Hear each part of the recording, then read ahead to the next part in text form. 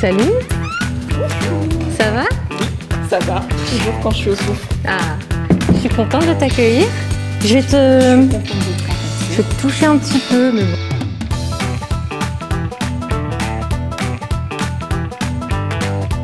Je connais pas très bien. Si on est filmé, je vais pas en dire trop. Donc là, ça va, tu peux tenir. Je peux le tenir. micro, mais tu le mettras sur tes genoux. Tiens, je t'invite à t'asseoir. Moi, c'est jaune et toi, c'est bleu. De quoi? Go, le fauteuil. Ah, le fauteuil, c'est ça. Ah, moi, je vois ça vert, tu vois. Le mien. Oh punaise, c'est un piège ce truc. Bon, je suis ravie de t'accueillir et d'apprendre à te connaître, parce qu'on va se connaître pendant à peu près 30 minutes. D'accord. Alors, est-ce que du coup, tu pourrais te présenter un peu ton parcours? Je vais faire 2 premières. Entre deux, je change d'établissement puisqu'on ne veut plus de moi. Je découvre l'alcool, la drogue. Ok. Voilà. Quoi d'autre? Et en terminale, je tombe enceinte. Et là, je dis, oula, c'est arrivé un peu vite. On voulait un enfant, mais bon, on a 19 ans, quoi. Et puis, je dis, je vais quand même la garder. Donc, je veux démissionner à l'école en disant, de toute façon, je ne viendrai plus. J'habitais Roubaix, l'école, c'était Tourcoing. Et elle me dit, pourquoi Donc, j'ai déjà 2 ans d'écart avec l'ensemble de ma classe. Et le décalage était un peu difficile à vivre. Et en apprenant que je suis enceinte, je me dis, ils vont se moquer de moi, ou ça va pas bien se passer, donc j'essaie de m'exclure. La proviseure me dit, non, je suis pas d'accord. Tu vas garder tes cours avec une élève avec qui tu t'entends le mieux, et tu passeras ton bac. Donc j'accouche en juillet. Le bac, c'était fin juin, donc je demande une dérogation de santé pour décaler en septembre à la session de rattrapage. Donc j'ai ma fille en juillet et je passe mon épreuve de bac en septembre. Et je l'ai eu. À pas grand-chose, mais 10,54 ou 48, un truc comme ça, mais j'ai mon bac. Canon. Ouais, première fierté, ma Laurinette, là, qui vient de fêter ses 24 ans, et septembre, le bac. Voilà, pendant quelques années, je vais travailler chez Penny Market, à l'époque, qui est devenu Carrefour. Après ça, j'irai travailler chez Lidl pendant 5 ans. À Lidl, je rencontre un Christophe qui deviendra le papa de ma 2e fille, Axel, qui arrive en 2006. Et là, si tu devais dire ce que tu faisais là depuis quelques mois, ces dernières années? Je me reconstruis. C'est très bien. Et qu'est-ce que tu fais pour te reconstruire? C'est vrai, je me reconstruis parce que j'ai perdu mon papa en février. Un peu subitement, même si... quand les parents vieillissent, on sait que ça va arriver, mais on ne sait pas quand. Donc j'ai eu un gros blackout, là où je me suis effondrée. Je ne savais plus qui, quoi, comment, rien. Donc j'ai arrêté la formation dans laquelle je m'étais inscrite en ébénisterie. Et grâce au Souffle du Nord. Parce que les réseaux sociaux font passer des petites annonces, qui peut aller chercher une armoire, qui peut aller chercher des cartons, et je me suis dit, allez, j'y vais y aller. Et tu as connu comment le souffle ici? Alors le souffle et moi, c'est 2020. D'accord. Sortie de confinement, ouais, il fallait que je sois utile pendant le Covid. Donc j'ai cousu des masques pour mon quartier, pour ma rue au départ, pour la ville qui lançait un appel. Et ensuite j'ai une amie qui me dit, mais sur Facebook il y a une asso à Marcq-en-Barœul qui cherche des gens pour coudre chez eux. Du coup je me greffe au projet des masques en or. J'installe à la maison le carton, les masques, les élastiques, histoire de faire un petit atelier pour qu'en un week-end, ça soit fait. Je dis à ma fille, allez, vas-y, aide-moi, fais les petites mains. Et puis, je ramène mon carton ici, je découvre le souffle. Et puis, je découvre la soufflerie. Très beau bâtiment. Et puis, tous ces masques qui étaient sur l'espace coworker maintenant. Donc Vindia me fait visiter toute la petite entreprise de l'époque et je me dis, au lieu de reprendre un carton de masque à fabriquer, enfin à assembler, est-ce que je peux pas revenir et faire oui, parce qu'il y avait beaucoup de masques à retoucher ou incomplets ou à renforcer, etc. Donc on a installé un petit atelier retouche et voilà, je suis venue et je suis restée. Et depuis que le Covid est fini. Depuis le Covid, alors avec le souffle, après les masques, j'ai fabriqué une table de pique-nique qui est dehors. Ah, c'est toi? Voilà, ouais, c'est avec Sylvain qui était à l'époque le directeur, me dit donc je rentrais en formation en menuiserie à cette époque-là. Formation qui n'était pas non plus très sûre d'être mise en place avec tous ces confinements, reconfinements, il n'y avait rien de sûr. Donc quand j'ai la confirmation que je rentre en formation ici, j'ai le coup de fil en arrivant là et c'est un de mes premiers moments émotion avec les souffleurs où tout le monde était content pour moi en fait. Et puis donc Sylvain, quelques jours ou quelques semaines plus tard, me dit « Ah non, mais ça serait trop bien que tu nous fabriques une table. » Oh, défi. Ouais, défi complètement. Et puis ça s'est bien passé. Elle est encore là, on peut en profiter. Trop bien. Donc c'est cool. Et puis après, dès que je peux faire de la couture solidaire avec les bobines, je me greffe aux après-midi ou aux matinées. Il y a eu un peu de déco à faire, un peu d'électricité aussi. Un peu couteau suisse. Ouais, couteau suisse, made in France, mais couteau suisse. Alors justement, on a posé la question à des personnes qui te connaissent. Oh là. D'accord. Est-ce que tu sais ce qu'on dit de toi? Je vais te dire des mots. D'accord, attends, je vois monter. Non, je vais pas t'attendre. Non, mais je voudrais pas avoir une grosse émotion. Allez, confiance. C'est des mots. Je vais te dire les mots qui sont venus de leur bouche.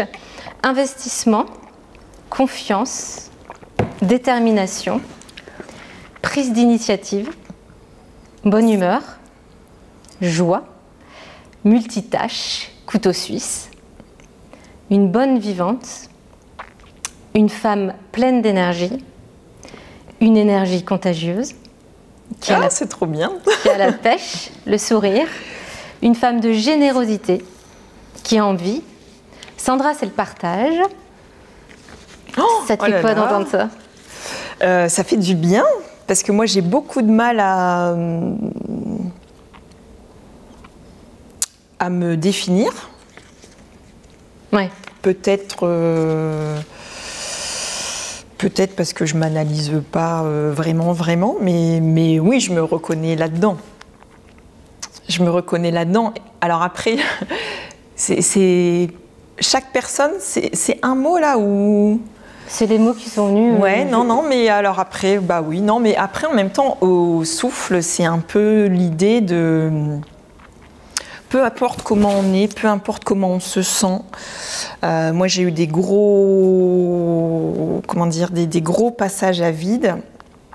Et je sais qu'en venant ici, tout va bien se passer, comme l'interview qu'on est en train de faire. Mais il y a une espèce de légèreté et de simplicité dans le lieu et au sein de l'asso, puisque on se mobilise sur différents établissements aussi, et c'est pas parce qu'on est au Kili ou chez Kiabi par exemple qu'on est différent. On est entre souffleurs, on est là parce qu'on a envie d'être là, parce que ça nous fait du bien.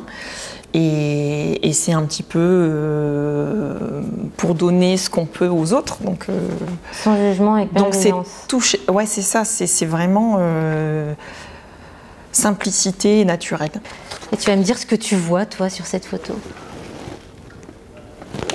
Oh, elle est trop belle. Alors, tu peux nous la décrire parce que moi, je ne connais pas. Donc, j'aimerais bien que tu m'expliques. Alors, c'est moi de dos face à mon mur de cœur de souffleur. Ton mur? J'ai dit mon mur? Ouais. C'est vrai? Ah là là. Ça y est, je m'imprègne trop. J'ai entendu ça.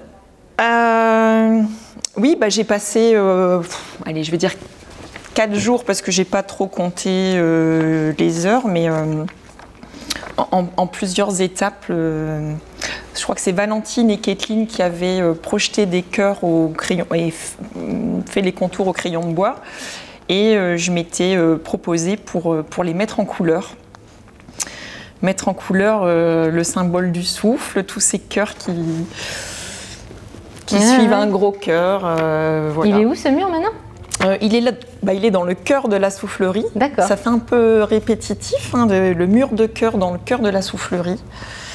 Et donc moi je suis de dos avec l'ancien t-shirt, le t-shirt du souffle, mais c'est l'ancien logo. Donc je trouve que l'image est belle parce qu'il y a un super mur et il y a une super nana dessus, de dos, mais voilà. Et je trouve que l'ancien logo avec le nouveau logo, voilà, ça donne une espèce de vague pour aller vers autrement et il faut y croire. Je comprends mieux l'aspect couteau suisse de tout à l'heure. Oui, déco, bricot, couture, jardinage. On a une autre question. Oui. Une question audio de quelqu'un que tu connais bien apparemment et qui aimerait te poser une question. Une question audio, d'accord. On va l'entendre. Bonjour maman, j'ai une question pour toi aujourd'hui. Que penserait la jeune Sandra de la Sandra actuelle? Ah, c'est ma Lolo. Donc, que penserait la jeune Sandra, qui était enfant, de la Sandra d'aujourd'hui? La petite fille... alors, la Sandra... la petite Sandra, qu'est-ce qu'elle dirait? Je pense qu'elle dirait peut-être waouh, quand même. Ouais, alors après, quand on est petit, quand on est petite, est-ce qu'on s'imagine ce qu'on sera quand on sera grand? Moi, je voulais être Claudette. Vrai?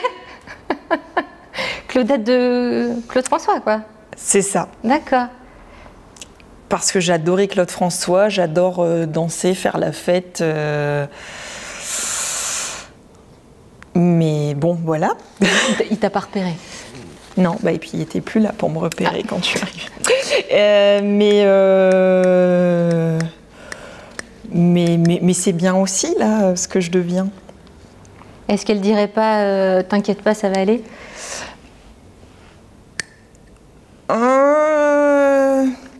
Ou t'étais pas Moi, angoissée, c'est ce que je dirais à... Pardon, j'ai tapé sur le micro. Moi, c'est ce que je dirais en tant qu'adulte à la petite Sandra. T'inquiète pas, ça va aller. Peut-être parce que j'ai pas eu quelqu'un qui me le disait. C'est souvent ça. On a une autre personne qui aimerait aussi te poser une question. C'est François. Oh là là. Oh, mon grand cœur. Bonjour Sandra.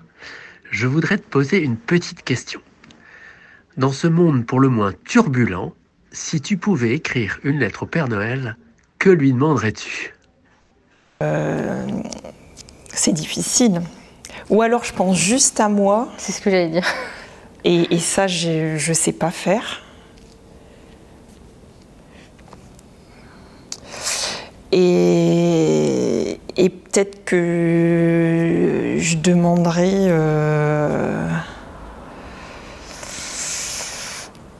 la paix pour tous. Donc c'est pas pour toi ça? Non, c'est pas pour moi, parce que je peux pas être égoïste et penser rien qu'à moi, mais je me... Ouais, ou alors au moins un peu plus de tranquillité d'esprit pour tout le monde, ouais. C'est toujours pas pour toi? Non. Ah, du coup, c'est au Père Noël, non, pour moi. C'est pas forcément, mais on pourrait, en écoutant ton histoire, j'aurais pu me dire, elle a certainement besoin de, j'en sais rien, de plus d'être rassurée, d'avoir plus de confiance en l'avenir, peut-être qu'il te manque quelque chose à l'heure actuelle. Ce qui me manque à l'heure actuelle, c'est bien que ça commence à aller mieux, c'est une confiance en moi à me dire tu peux faire tout ce que tu vas savoir faire tout ce que tu envisages de faire. Mais faire toute seule, il n'y a pas d'intérêt. Ou faire que pour soi, c'est pas. Alors, ça m'amène c'est pas gratifiant. Ça n'a aucun intérêt. Si c'est pour moi être heureuse et voir les gens autour de moi pas heureux, non. Donc tu as quand même l'air d'être programmée assez différemment des autres personnes. Ah, je sais pas. Mais si, je te le dis. Ah, bah. Aujourd'hui, on n'a pas le temps. On est assez individualiste. Je parle du monde en général. Hein. On court vite après le temps, etc. Qu'est-ce qui fait, tu penses, que tu incarnes ces valeurs, tu es incapable de penser à toi avant les autres? C'est quelque chose qui n'est pas habituel. Qu'est-ce qui fait que tu crois que... J'ai été un peu dans ce modèle-là où on pense carrière, on pense argent, on pense belle voiture, on pense maison, on pense sécurité financière. Mais en fait, plus on a, plus on veut, et ça ne va pas forcément dans le bon sens. Et encore, j'ai jamais été carriériste à écraser mon voisin ou ma voisine pour accéder à un poste, etc. Je sais qu'il y en a, je sais que ça peut fonctionner comme ça. Et en fait, moi je pense que j'ai eu un bug informatique, mais en fait j'ai été épuisée de me battre pour essayer de travailler, pour payer des factures, pour payer un loyer, pour habiller mes enfants comme elles voudraient être, etc. Et à un moment, je me suis écroulée. J'ai eu une grosse période où j'ai dû aller me faire hospitaliser et me refaire une remise à zéro.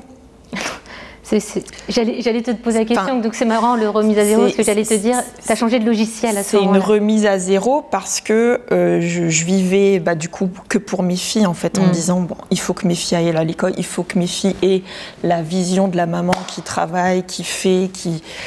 Et en fait, je me suis noyée avec tout ça. Et là, aujourd'hui, alors je ne travaille pas. Je ne travaille pas. Le bénévolat sur lequel je me suis investie depuis, je sais pas, là on est juillet, donc 4-5 mois, ça me fait énormément de bien. Et alors on me dit, oui, mais ça te nourrit pas. Et en fait, si, moi ça me nourrit parce que je préfère me limiter, parce que je pars pas en vacances, ok, je pars pas en week-end, je m'achète pas de fringues, si ce n'est ce dont j'ai besoin.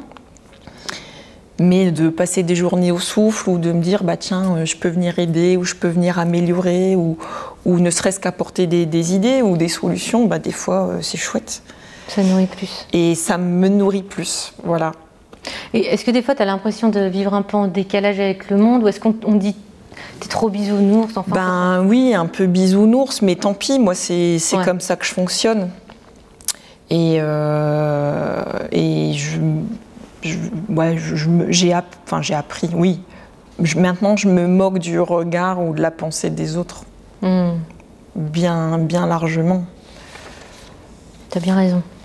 Parce que finalement, c'est, comme tu disais, c'est mon logiciel, en fait. Moi, je fonctionne comme ça.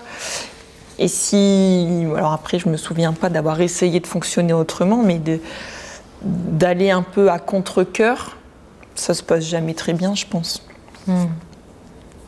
Allez, tu vas me piocher une petite question. Non, mais c'est mieux les biscuits, hein. Gourmande. C'est des questions, parce que dernière fois que j'ai pioché une question, c'était un peu des questions trop rigolotes. Tu l'as dit à haute voix, s'il te plaît. De qui aimerais-tu recevoir un appel ce soir? Oula. Aller spontanément. Bah, en fait, spontanément, ce serait personne. Ah, t'aimes pas qu'on t'appelle? Non, l'idée c'est que si j'ai envie d'entendre quelqu'un, j'attends pas qu'on m'appelle, en fait j'appelle. D'accord.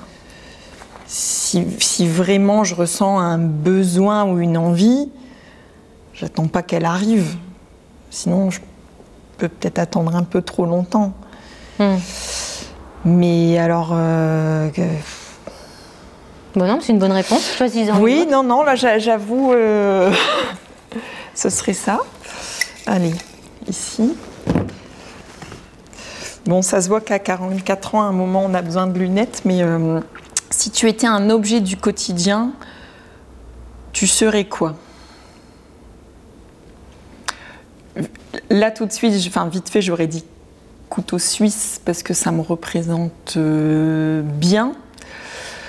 Mais je pourrais être aussi, ou j'aimerais beaucoup être aussi un nounours ou une peluche. Parce que les câlins, quand on n'a personne pour en faire, il faut pouvoir trouver une personne de confiance pour dire est-ce que tu peux juste me prendre dans tes bras? Ouais, lui demander. Ouais. Et se dire...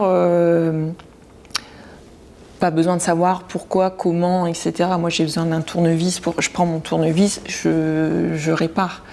Bah là, si j'ai besoin d'un câlin, je prends mon nounours et je prends donc mon nounours Sandra et je lui fais un câlin. Ouais. Donc un nounours couteau suisse. Je sais pas, non, 2 objets alors.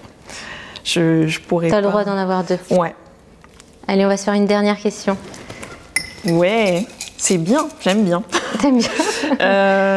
Allez, il est là. Ah, c'est une ici? Oui, c'est une. Ça veut dire qu'elle est longue.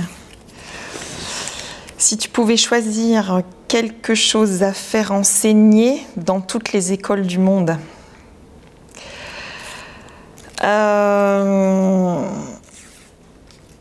apprendre la différence. Enfin, apprendre à aller vers la différence ou pas avoir peur de la différence. Parce que je suis en train de faire Rubik's Cube dans ma tête avec toutes les situations dans lesquelles la différence peut faire peur ou elle empêche parfois de jolies choses. Je me dis c'est dommage, sous prétexte que l'éducation ou la religion ou ce qu'on dit, ce qu'on raconte, mais aller vers l'autre, quoi. Simplement, en fait. Et tu crois pas que c'est ça qui bloque le manque de bénévoles? Enfin, toi, tu l'es complètement, donc aller vers la différence, ça te bloque pas, mais tu crois que j'imagine qu'il y a beaucoup de personnes qui disent je connais pas, j'y vais pas. Ouais. Pour être honnête, quand moi je suis arrivée avec mon carton de masque, je voulais pas l'envoyer par la poste parce que je m'étais dit on faut sauver le monde, on va gagner 24 heures ou un truc comme ça. Et en arrivant, je me suis dit où je vais, mais il y avait l'envie était plus forte de dire tu l'as fait. Je me souviens que j'avais raté un masque. J'avais bidouillé et puis à découdre ça n'avait pas été, donc j'avais pas 50 masques mais 49. Et du coup j'avais un peu peur d'arriver en disant non mais ça va pas, retourne avec ton carton, il nous en faut 50. Mais en fait c'est bête. On a des a priori ou des pensées qui nous bousillent le cerveau là. Ne pas penser pour l'autre en fait, ne pas penser à ce que l'autre va penser d'un acte ou d'une parole. Ouais, ne pas projeter quelque chose qui en fait ne se passera jamais. Carrément, sinon on fait rien. Alors, on va se lever, Sandra. Ouais, tu le tiens. Oui, je sais pas où je peux mettre mes doigts ou pas. Tiens-le. Non, c'est bon. Ok, vas-y, mais je te suis. On va se mettre je vais te poser une dernière question. Oui. Imagine que tu as plus de 8 milliards d'êtres humains devant toi, soit le monde entier. Qu'est-ce que tu aimerais leur dire? Qu'est-ce que j'aimerais leur dire?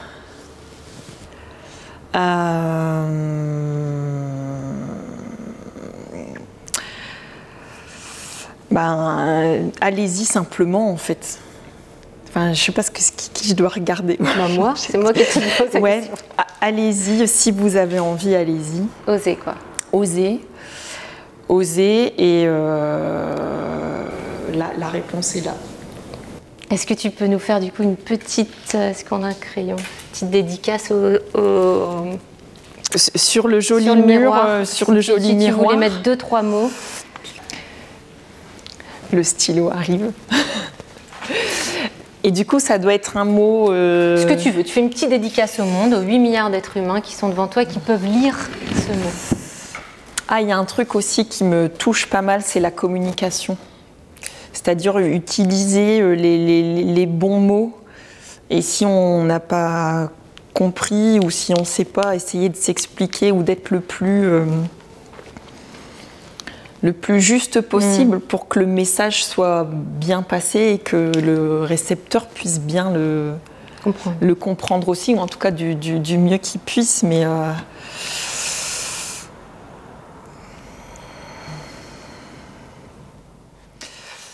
je peux remettre les mêmes, j'ai le droit.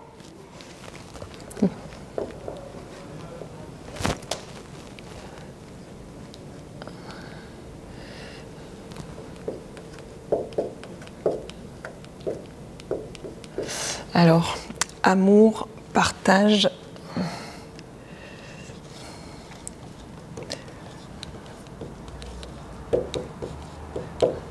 Et je vais mettre communication ici.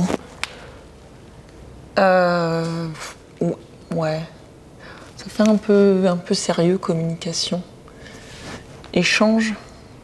Discussion. Discussion, échange. Échange. Échange, échange. C'est bien échange. J'ai un peu de place, go. Voilà. Et joie, t'as rajouté? Avec un petit smiley. Voilà. Merci Sandra. Merci à toi.